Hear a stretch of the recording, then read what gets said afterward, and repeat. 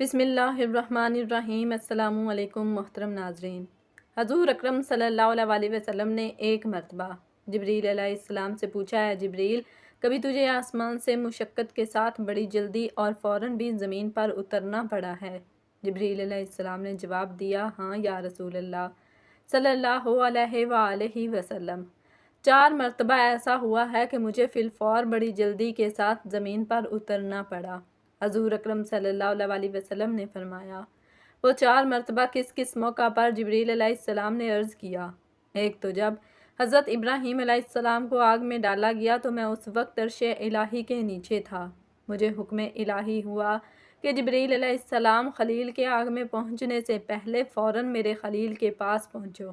چنانچہ میں بڑی جلدی کے ساتھ فوراً ہی حضرت ابراہیم علیہ السلام کے پاس پہنچا۔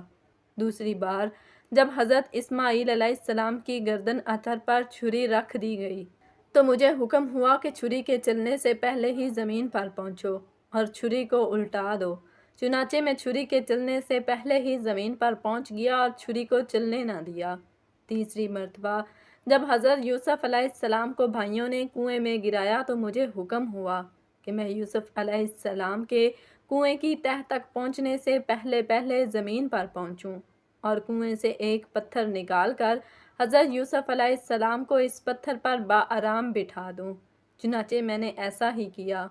اور چوتھی مرتبہ یا رسول اللہ صلی اللہ علیہ وسلم جب کافروں نے حضور اکرم صلی اللہ علیہ وسلم کا دندان مبارک شہید کیا تو مجھے حکم الہی ہوا کہ میں فوراً زمین پر پہنچوں اور حضور اکرم صلی اللہ علیہ وسلم کے دندان مبارک کا خون مبارک زمین پر نہ گرنے دوں اور زمین پر گرنے سے پہلے ہی وہ خون مبارک اپنے ہاتھوں پر لے لوں۔ یا رسول اللہ صلی اللہ علیہ وسلم، اللہ نے مجھے فرمایا تھا، اگر میرے محبوب کا یہ خون زمین پر گر گیا تو قیامت تک زمین میں سے نہ کوئی سبزی اگے گی اور نہ ہی کوئی درخت۔ چنانچہ میں بڑی جلدی کے ساتھ زمین پر پہنچا اور حضور اکرم صلی اللہ علیہ وآلہ وسلم کے خون مبارک کو اپنے ہاتھ پر لے لیا۔